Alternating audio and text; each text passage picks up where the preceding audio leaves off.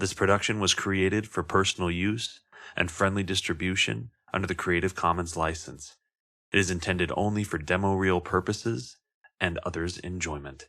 Thank you. The Quiet Boy by Nick Antosca. It happened during her second month as a teacher. She was 23 and frustrated. She'd expected to end up in a city, but Teach for America had sent her here, to this little town built around a dead railroad station, Rexford, West Virginia. Another teacher had told her the unofficial town motto was hills, whores, and liquor stores. She hadn't seen any whores, as far as she knew, but there were definitely hills and liquor stores. "Okay, guys," Julia told her fourth graders, "settle down and start writing your stories." She was lucky, she knew. She'd been born with a teacher's voice, confident but kind, pleasing to the ear but full of authority. They listened when she spoke, and if you couldn't get them to listen, you were dead. You needed other things too. Patience, a good memory of who you had been at that age. But most of all, you had to love the kids. Suffer when they struggled or when something bad was going on at home. Be happy for them when they succeeded or when they laughed wildly at a dumb joke. And she did. She loved her kids. She just wasn't sure she loved being a teacher, especially not here, in this town. She herself had had a few teachers, particularly one in high school, who told her she could be something. What she wanted now was to be that kind of teacher, one who made a difference for her students, or at least for a few of them. But most of the Rexford kids didn't seem to want anything different. They already looked forward to dropping out of high school at 16. "Your story can be a fable, a tall tale, or a fairy tale," she told the class. "But remember, what do all stories have?" "Miss Gray, I know," said Travis, his arm shooting up. "A beginning, a middle, and an end." Travis was loud and bossy, the kind of kid they always joked would become a teacher. He lived in Ballard Creek, a newish suburb outside of Rexford, filled with DC commuters who lived out here because taxes were lower. Julia had gone there last month to drive a kid home after he'd missed the bus. The lawns were neat. She'd talked briefly to the kid's mom, who was a little drunk. The mom had pointed up the street at all the saplings and their swollen beds of dirt. "Tiny trees," she said, "all planted at the same time. That's why they're all the same size. There's nothing I hate more than tiny trees." Julia had nodded politely. "Your poor husband." You could tell the Ballard Creek kids from the Rexford kids right away. They had cleaner clothes. They weren't smarter, but they had parents who actually made them do homework. "That's right," she told Travis. "A beginning, a middle, and an end." Miss Gray. It felt like a glove that didn't fit. When the recess bell rang, they leapt from their seats to line up at the door. Except Lucas Weaver. He stayed at his desk, feverishly writing. All the Rexford kids were poor, but Lucas seemed really poor. He had dark hair and scabby hands. The pair of Wrangler jeans he wore every single day had been patched up so sloppily she wondered if he'd done it himself. "Okay, guys," she said to the line of rowdy 9- and 10-year-olds. "Quiet down. I said a line, not a circus." They got quiet, and she let them go. Other teachers were already outside to watch them on the playground. She and Lucas were alone. Her desk was covered with unfinished lesson plans and papers she needed to grade, and part of her wanted to tell him to go outside so she could get her work done. But she sat beside him. "Lucas, you don't want to go to recess?" He didn't look up. "I'm writing my fairy tale." "Okay," Julia said. She saw that he wasn't just writing, he was illustrating. The illustrations were detailed and swift. She didn't want to interrupt. He was so engrossed. So she watched. His shoulders were frail, his bones bird-like and distinct. Did he have enough to eat? Did he get breakfast in the morning? She had asked around about him. He lived down in the Mudders, which was what they called a row of homes out past the train tracks. The real name was Pearl. The real name was Perlmutter Road. It was the poorest part of town. In her 2 months' experience, Lucas had been the hardest to make a connection with. He had no friends. If you got close to him, he seemed to subtly withdraw, like he was scared he smelled bad. He actually did have a faint odor, but it wasn't anything revolting exactly. He smelled like damp leaves, like the outdoors, and like pets, damp animal fur. "Do you have a dog or a cat at home?" she said. Lucas stopped writing. The question seemed to trouble him. "No." "Oh," she said. "Did you ever ask your mom and dad if you could have one?" He still didn't look at her. "I just live with my dad and my little brother." "I didn't know you had a brother," she said. "What's his name?" "Todd." "How old is he? Does he go here?" "He's homeschooled," Lucas said. She saw that he'd almost finished another illustration. It was a large animal, burly and dark. Suddenly he stood, as if embarrassed, and crumpled up the pages. "What are you doing?" she said. He ran to the trash can, tearing the pages up and threw the scraps away. He looked at her with the shy, ashamed expression that made her heart go out to him, but then he fled outside. She observed through the window as he crouched at the edge of the playground, arms around his knees, watching the other kids. She was in the teacher's lounge when a third-grade teacher named Brett Goucher approached her. "What's that?" "A story one of my kids drew," Julia said. She was taping Lucas's story back together like a jigsaw puzzle. She thought Brett would go away after a moment. He was like an older version of the guys in college who seemed to think that if they just hovered long enough, he might spontaneously become their girlfriend. But instead, he sat down. "What kid?" "Lucas Weaver." Brett made a soft, sympathetic chuckle. "Kind of a lost cause, isn't he? Never had him in class, but I think he's a little out there." "He's smart," Julia said. "I wonder if the dad has any idea." Brett said, "I was at the cleaners a few months ago, the laundromat, by Paul's Pizza, and the kid, Lucas, he comes in with an armful of sheets, and he goes to a machine, puts the sheets in, puts a quarter in, and then he strips down to his underpants and puts all his clothes in too. So he's sitting there buck naked, except his Batman underpants, just watching the clothes go round and around like a dog." He gave another chuckle. "He doesn't have any other clothes to wear," Julia said quietly. "You know," Brett said, "I did Teach for America too when I was at your age. They had me in Baltimore. It was like The Wire. Those people named their kids the craziest shit. I had this pair of twins in my class. One was named Ya Highness and the other was named Ya Majesty." "I gotta go," Julia said, getting up. She had finished taping the story together. Julia read Lucas's story at home. She was renting a little cottage just outside of town. Her cottage nestled behind a larger house, one of the nicest, most well-kept houses around Rexford, where the landlady, a 60-something divorced woman named Elaine Fielding, lived. The cottage was quiet and cozy. Lucas's story was called The Three Wolves. Sometimes kids just rewrote stories they knew. They'd write about Iron Man or Jack Sparrow. She thought at first that Lucas had just retold Goldilocks with wolves. But there was no Goldilocks in his story. There were only the wolves, who lived together in a cave above a town. Big Wolf, Middle Wolf, and Little Wolf.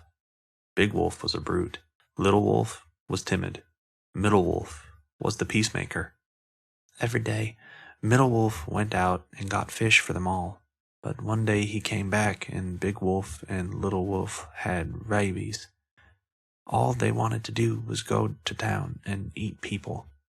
So Middle Wolf blocked up the entrance to the cave with rocks and trapped the other two inside, where they growled all day and night, and every day he caught fish for them, which he slipped between the rocks to sate their hunger, and every night he slept by the entrance to make sure they never got out. Lucas had drawn each of them.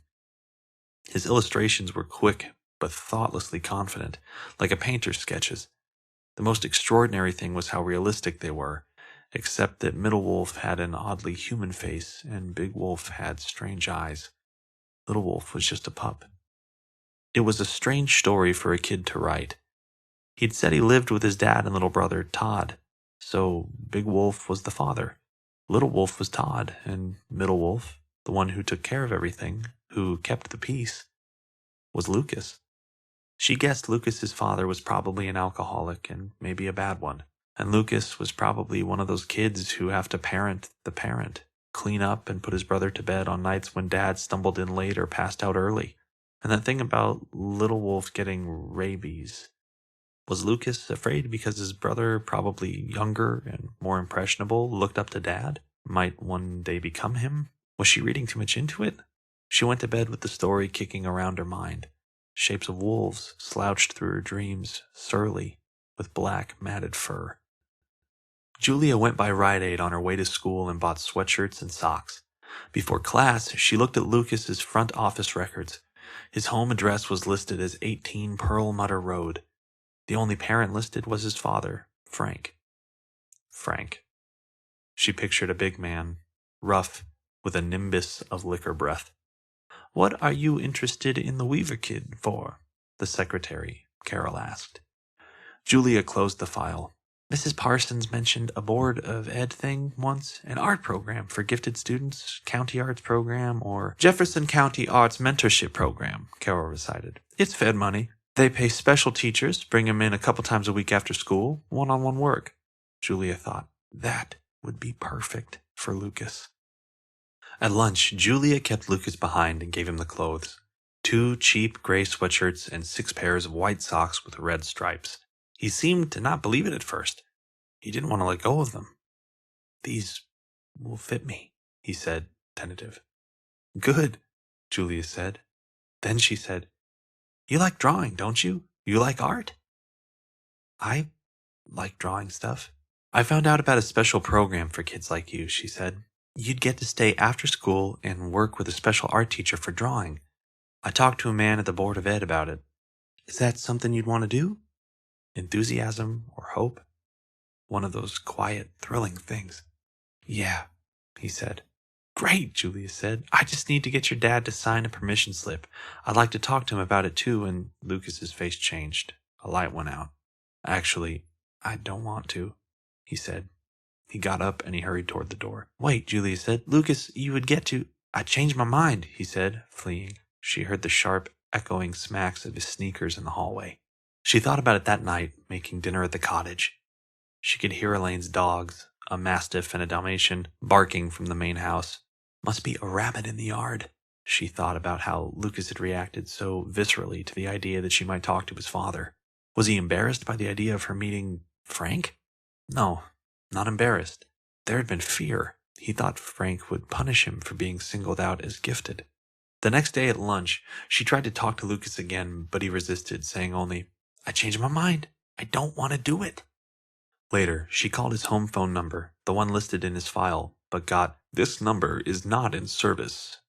It bothered her. She asked Mrs. Sims, the teacher who'd had Lucas last year, if she'd ever met Frank. Mrs. Sims didn't think so, and she was surprised that Julia thought Lucas was gifted. Mrs. Sims had thought he was challenged. None of the other teachers had ever seen Lucas's father.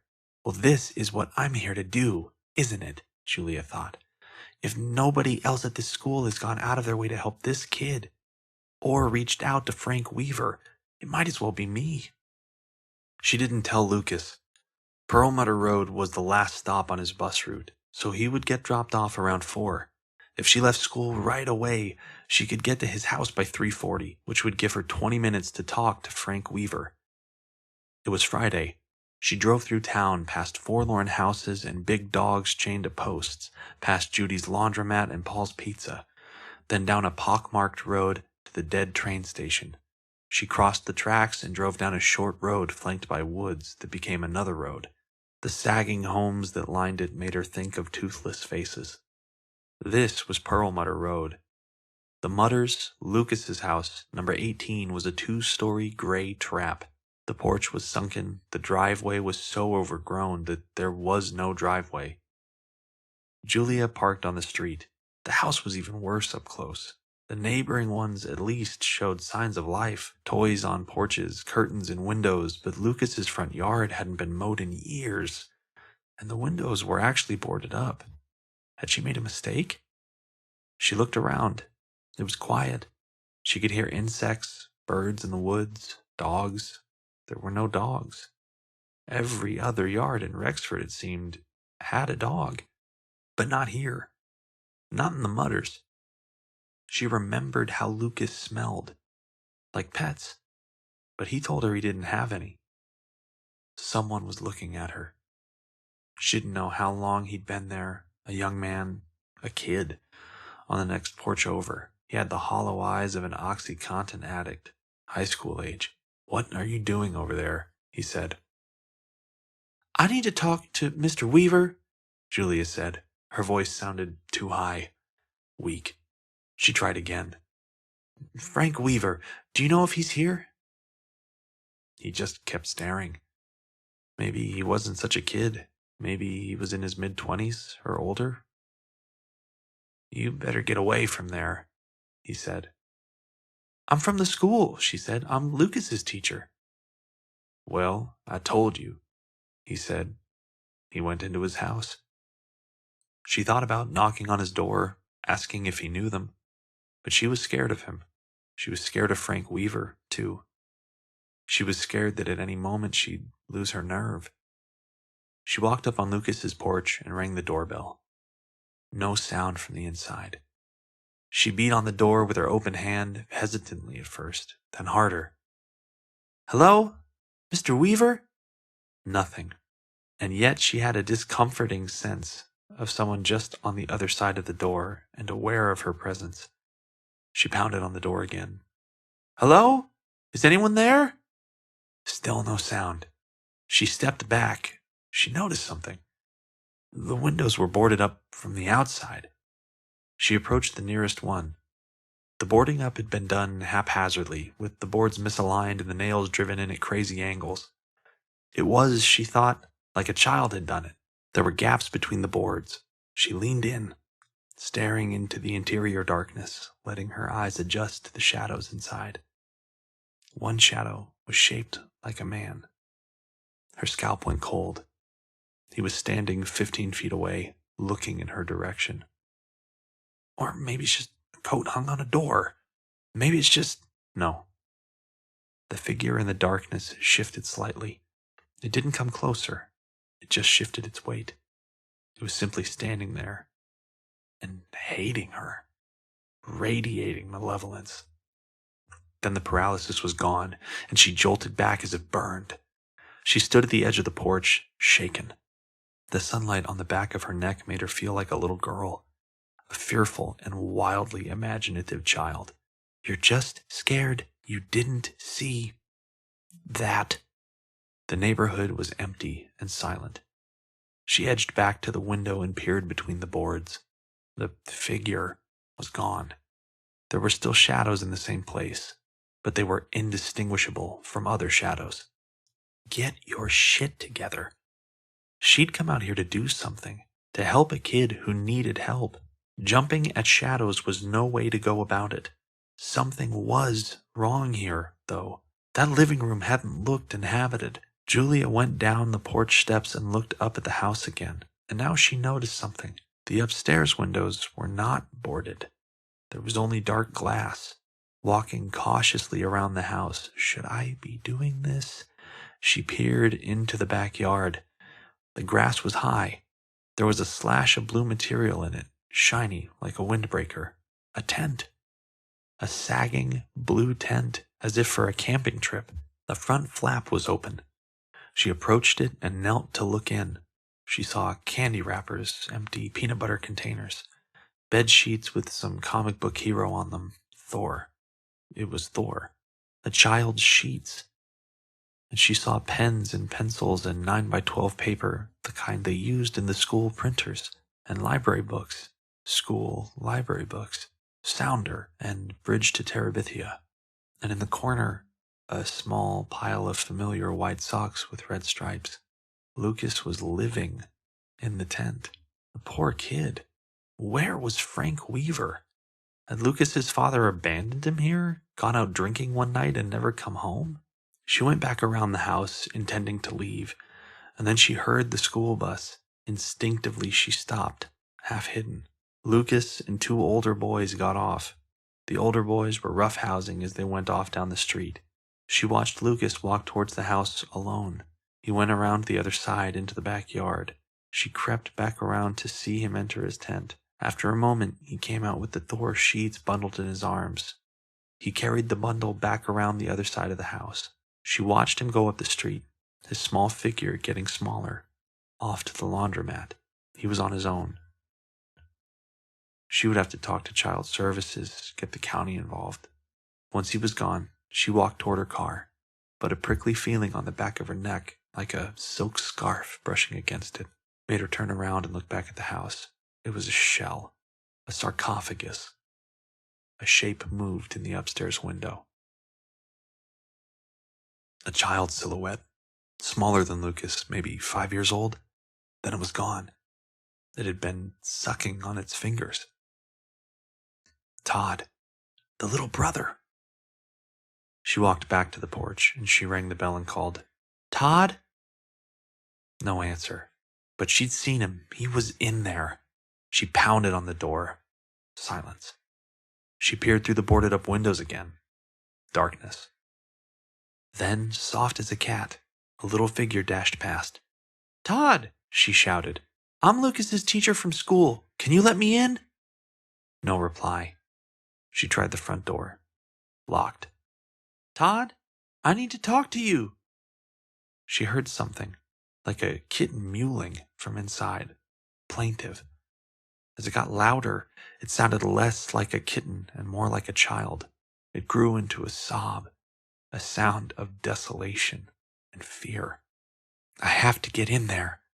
I have to help that child." She banged on the door. "Can you hear me? Open the door." The crying seemed to be from deep in the house, maybe from the basement.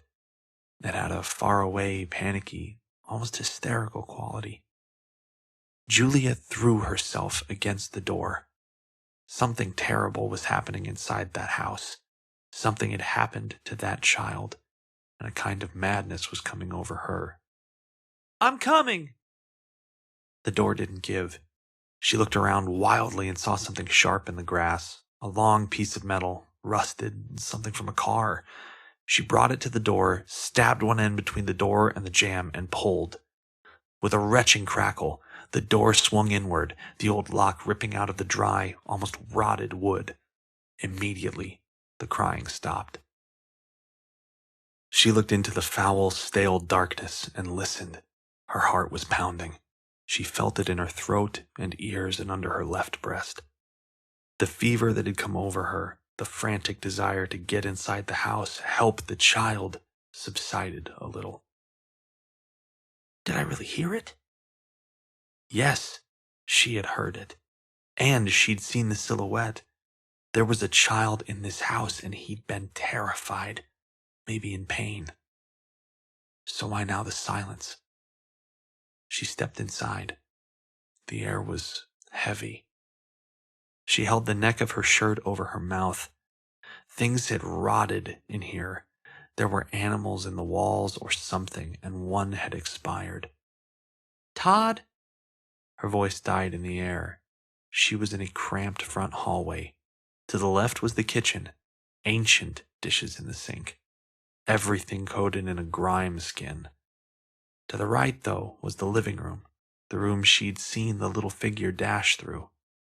She entered it. The rug was gray-brown, liquor bottles in the corner, rat droppings all over the floor. A Redskins calendar sideways on the wall, yellow. On a coffee table sat a bowl of black moss that had been soup. Beside the bowl sat 3 small figurines of red clay. The figurines had disproportionately large heads. Animals of some kind, maybe goats. "Todd!" she called again. A symbol had been smeared on the table, long ago in some dark substance, a 5-pointed star. The star had other markings, drawings that looked like eyes with rectangular black pupils like goats' eyes. One at each point of the star. A feeling of dread was coming over her, like she'd miscalculated in some disastrous way. "I shouldn't have come here," Then her skin tightened into bumps, and she felt it again. The sense of someone close by. That presence she'd imagined. No, I didn't imagine it. Beyond the boarded-up windows. Its malevolence. Its pure and shining hatred. That presence was standing behind her, giving off an overpowering desire to perform acts of cruelty, to mutilate, to desecrate, to inhale the agony of others. She looked behind her. Nothing. Nothing. She wanted to flee the house, but another darker room, the room into which the small figure had dashed, waited beyond the living room. She took a step toward that doorway. It led into a dining room where the light didn't reach. She didn't enter, just looked in. 2 corpses. A man and a small child, curled on the floor. They'd been dead a long time. They were dry as leaves, almost mummified, and there was something wrong with their faces. The sense of a presence behind her grew suddenly intolerable, as if it was just now leaning over her shoulder, its big chin almost resting on her collarbone, its breath on her neck. 1 more step. A whisper. She jolted so hard it was more like a convulsion. In a mindless panic, she ran from the house. On the lawn, she fumbled for her phone, gasping. No service. The house is doing it, she thought hysterically. Whatever's in the house, it's that strong. It's jamming the signal. She was halfway up the street before she got any bars. The sheriff's name was Drew Easton. He was a skinny, thoughtful-looking 40-ish man with deep crow's feet and a calm half-smile. On another day, she might have found him attractive. Stay here, Easton told her. 2 more squad cars were pulling up, and that was probably half of Rexford's police force. We'll go in and see what's what. She waited, numb by the police cars. She kept hearing that voice in her ear, the raspy whisper. A man's voice, rough and insistent. The sheriff went into the house with a few deputies. One came back out. His face was ashen and gleaming, and he kept rubbing his mouth. When Sheriff Easton emerged, he wasn't smiling anymore. He looked older. Like you said, he told her. 2 bodies. State Crime Lab will tell us for sure, but I think it's Frank Weaver and his son Todd. I don't understand it. Why didn't Lucas tell anyone? Julia said. Probably scared the county would take him away. Probably seen it happen to other kids down here. He looked around. Some residents were outside watching the police cars. I'll get Kenny to go by the laundromat, pick up the kid. Okay, Julia said. I'd like to stay here until they find him, if that's all right. Do you have any idea what happened? How they died?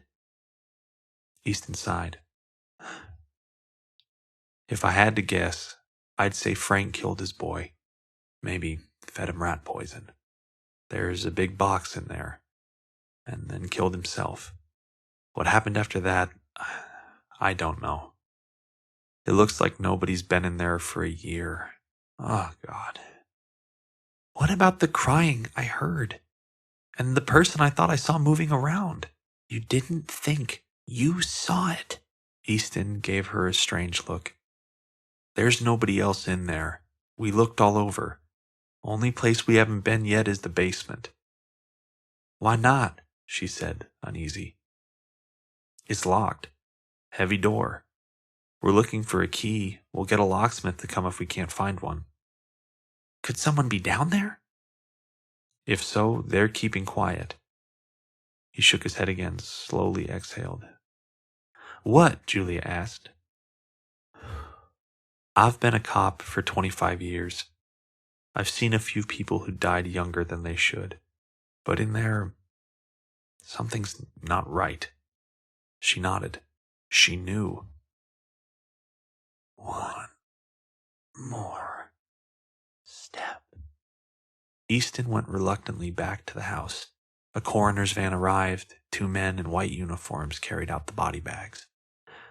They were loading the second body bag, the little one, when footsteps came up quickly behind her, soft and crackling. She cried out as she turned. It was Lucas. He'd come out of the woods up the street. He must have taken a shortcut and the police had missed him. Clutching his bed sheets, he stared with horror as the bodies were taken away. "What are they doing?" he asked in a high, shaken voice. "We found your father and Todd," she said gently. "We know you've been on your own.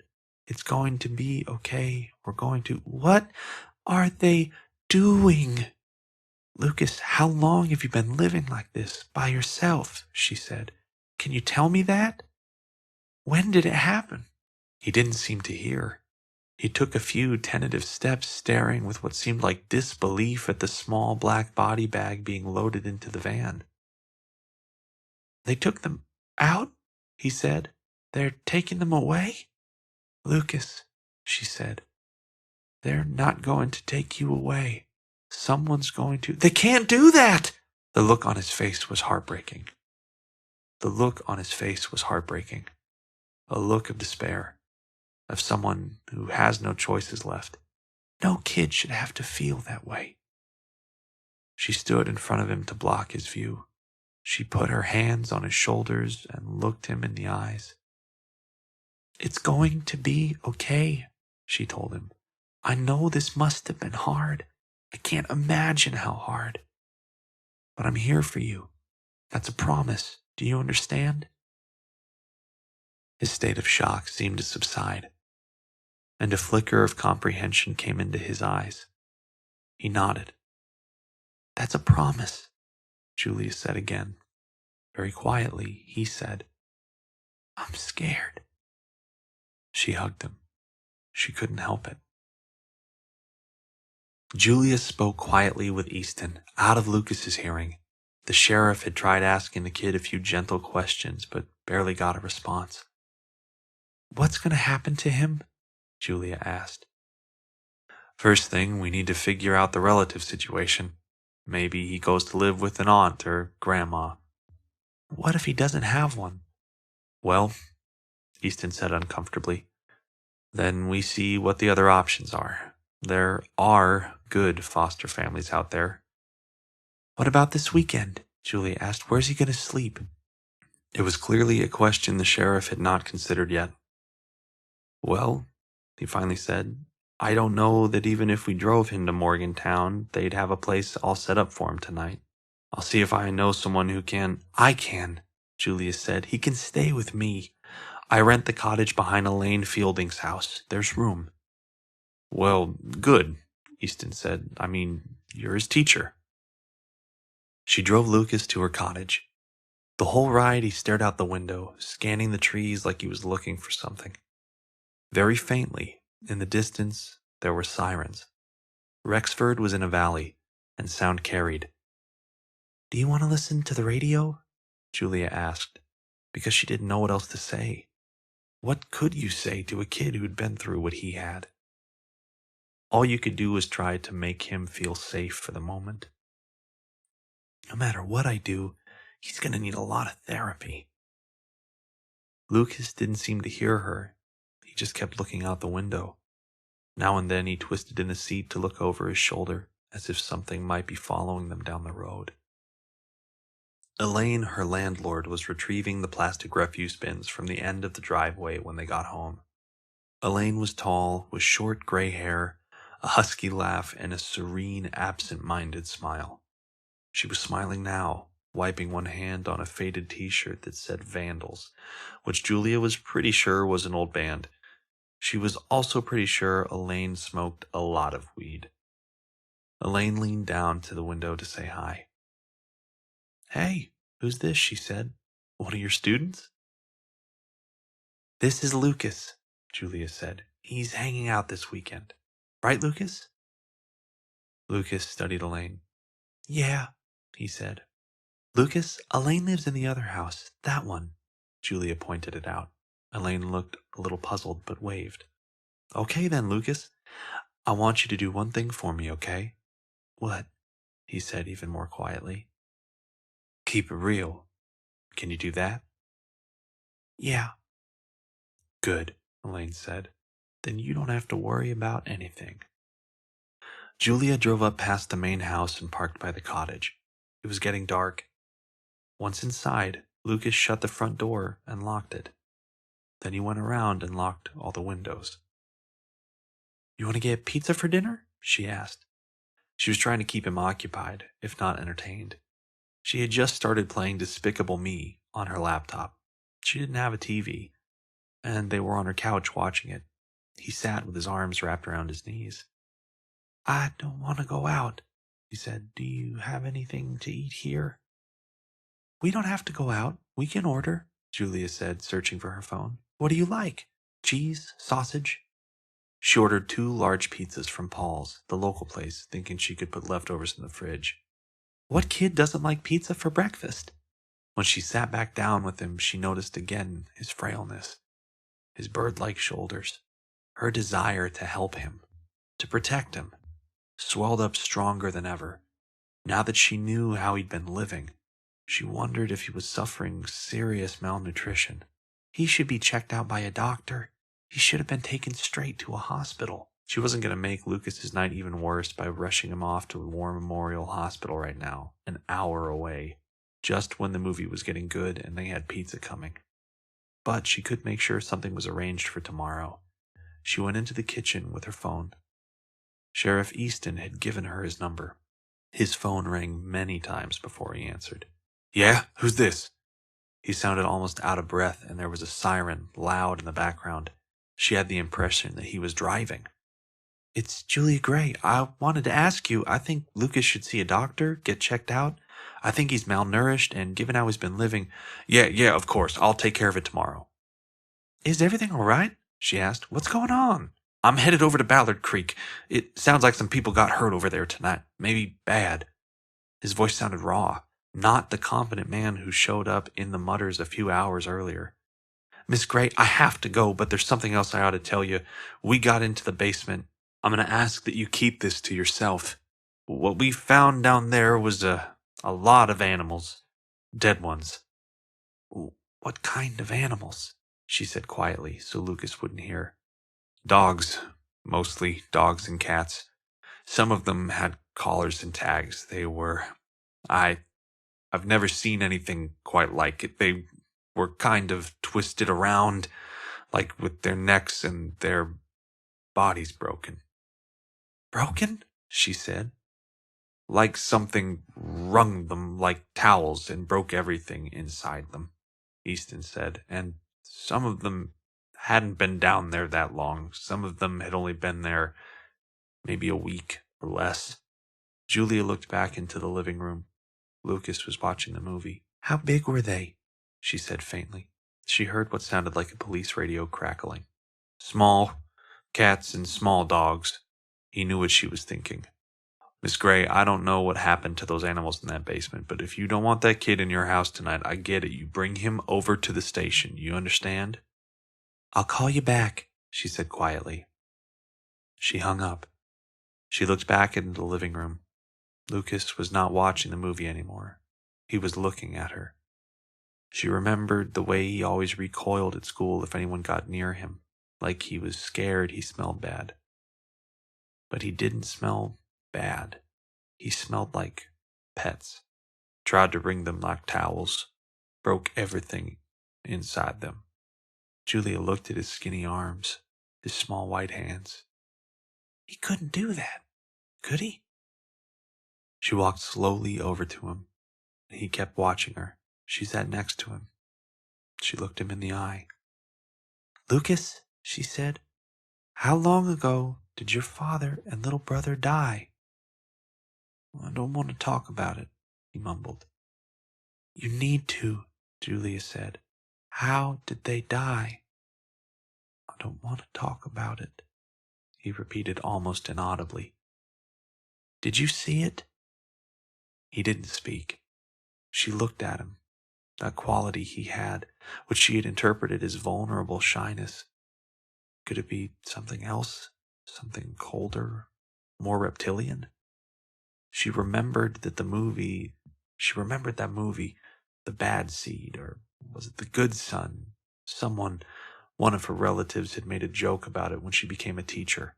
"Lucas," Julia said, her voice catching in her throat.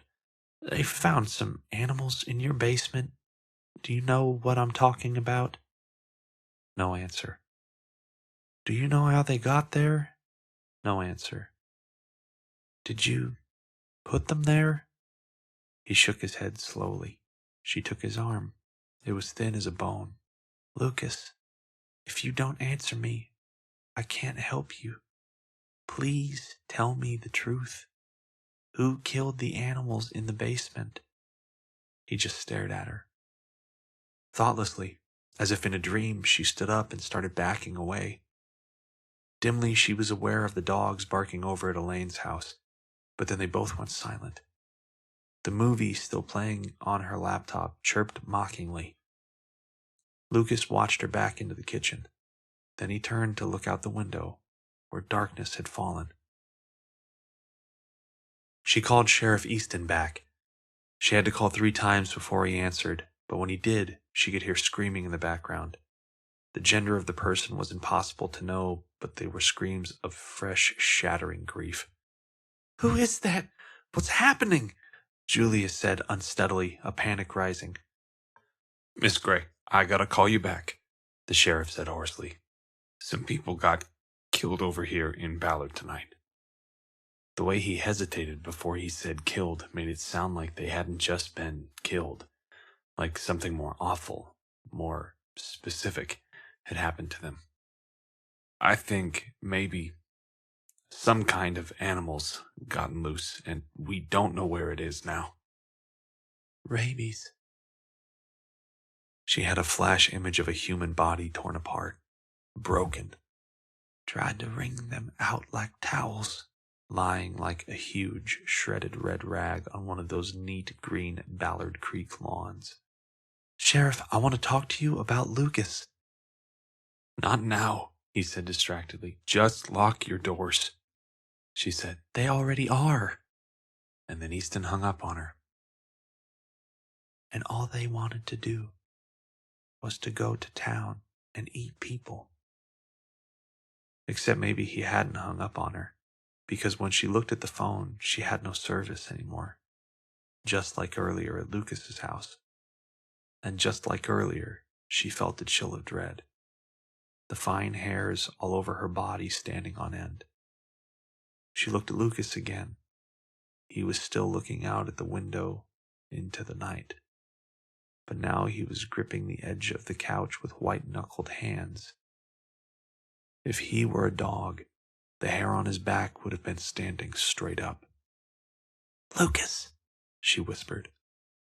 What are you looking at? Then the scream started from outside.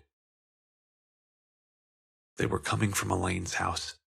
The sound was so raw, so unfamiliar that at first Julia didn't realize it was Elaine. She started for the door, but Lucas cried in a high voice, No, don't go out there. It was a good thing she hesitated, because then in the window she saw movement, something in the yard. Lucas saw it too and backed away from the window. There was a child out there, just a small dark shape moving strangely on the grass. She knew right away that it was the same silhouette she'd seen in the window at Lucas's house, in the shape of a small boy. But now she could see that something was growing out of its skull. Something like gnarled tree branches, horns, or antlers. The boy thing had its fingers in its mouth and it was hopping like a frog in the dark grass. The boy thing had its fingers in its mouth. It was hopping like a frog in the dark grass. It was playing. Not the least bit bothered by the long, ragged screams of agony coming from the other house. Lucas, Julia whispered, paralyzed. Who is that? It's Todd, she said. Your brother Todd is dead. I know. Elaine's screams stopped. They had seemed to go on forever, but it was probably only 15 or 20 seconds. The little boy thing in the yard stopped hopping. It stood and turned toward the big house, and when it did, she got a glimpse of its face in the moonlight. wax white and strangely bulbous, with large, crazily staring eyes and a wet mouth that was sucking on itself as if in constant search of a food source. Then shadows covered it again. The glimpse was so shocking, so bizarre, that she wanted to believe she'd imagined it, that her mind had drawn it up from some horror movie she'd seen as a girl. The lights in Elaine's house were dark. They'd been on earlier. Now the little boy, Todd, was staring at Elaine's house as the back door swung open and something, a man-shaped darkness, but larger than a man, emerged. Julia recognized it too. It was the thing she'd seen the first time she looked in the boarded-up window of Lucas's house. The figure that had radiated such malevolence. The one that had whispered to her, "One more step." Now she could see that it too had great, gnarled, oak-like antlers. It walked to the little boy, if walked was the right word, because its feet didn't quite seem to touch the ground, and held out its hand. The little boy's shape seemed to eat or lap something out of its hand. She didn't have to ask Lucas who it was. She knew. It was Frank Weaver. Frank and Todd turned to look at the cottage. Their faces, indistinct in the darkness, were grotesquely, almost clownishly evil. "Lucas," she whispered, "what do they want?" He was so quiet she could barely hear him. "They're hungry. They're always hungry." And all they wanted to do was go to town and eat people. They were still just standing out there in the yard, like hateful statues. She understood that they didn't eat in the normal sense. They didn't feed on flesh. That wasn't what he meant. They fed on pain. "What are they?" she whispered. "How did they get like this?" "He did it," Lucas said. "He made it, so if they died, they would be like this." His voice choked off. "He didn't know that if their bodies stayed in the house, they couldn't get out." "You were feeding them, weren't you?" she said. "You were keeping them trapped in the house and feeding them." "I had to," Lucas whispered. "And I let them out," Julia said. Lucas didn't answer. She wanted to ask him why he hadn't warned her, told her they would be coming. But she knew the answer. It wouldn't have made any difference. She never would have believed him. She said, "Is there anything we can do?" He stared outside the window, his chin crumpling. "They don't like the light," he said. "But the lights are going to go out soon." The two figures in the yard were no longer standing still. The little boy started toward the cottage, still being playful. He took giant, exaggerated tiptoe steps, like a cartoon character sneaking up on someone. And the huge man floated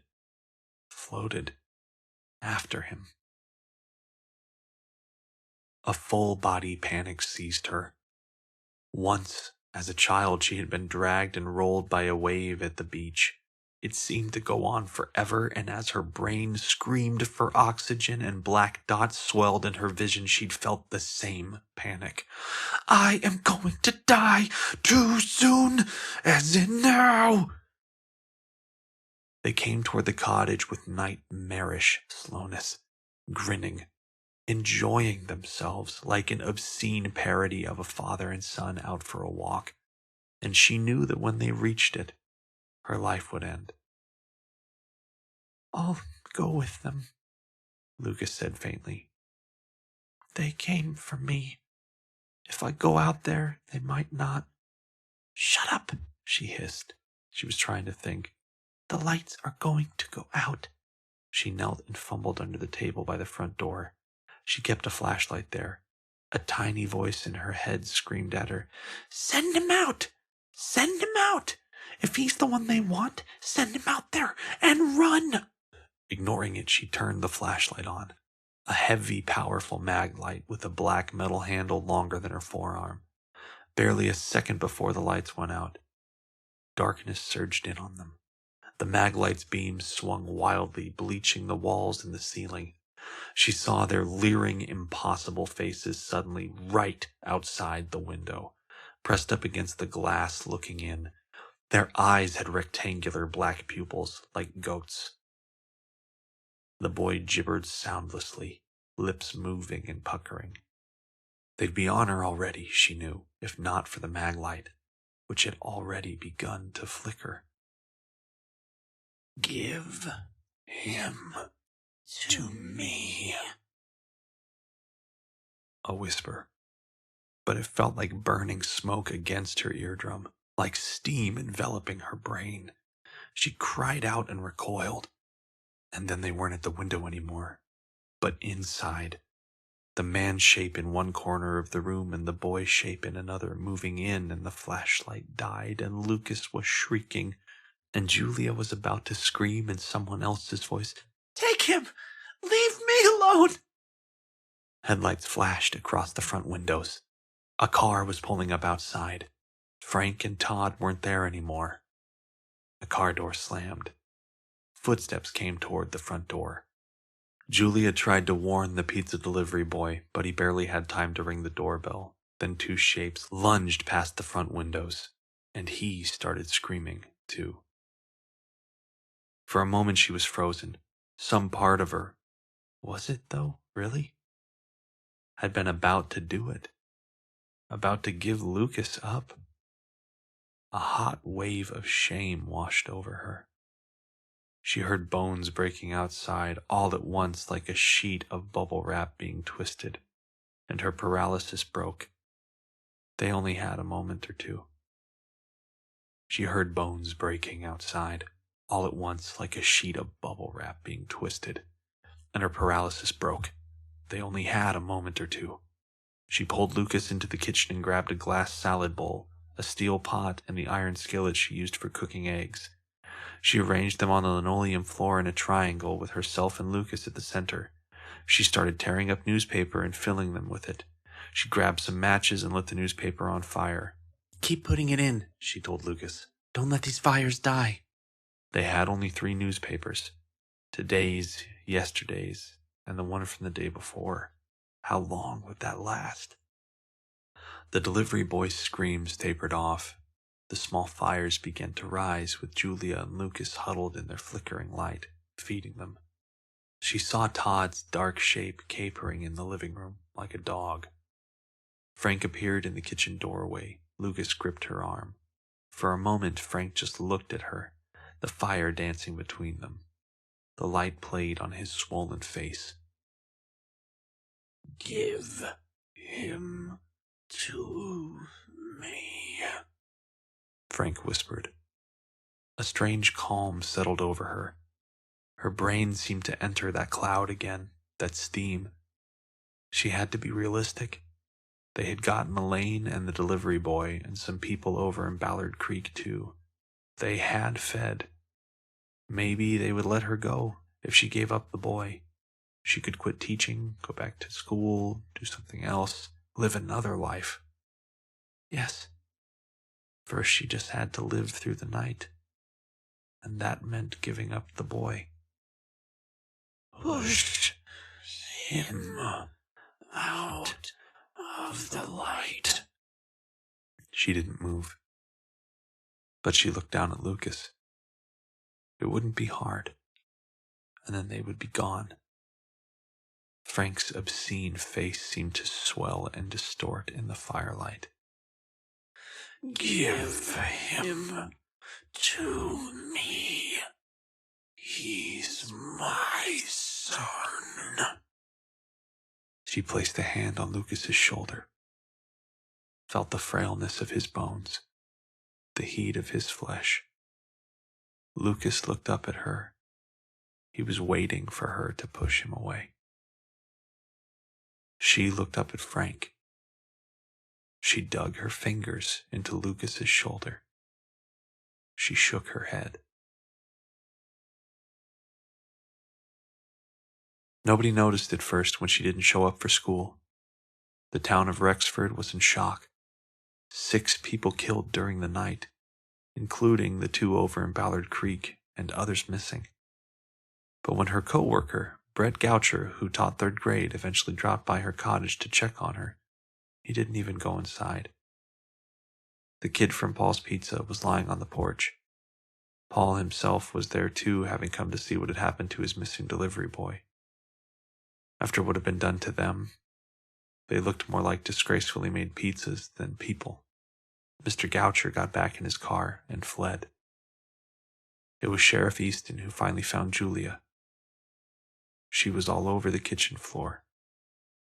She was alone.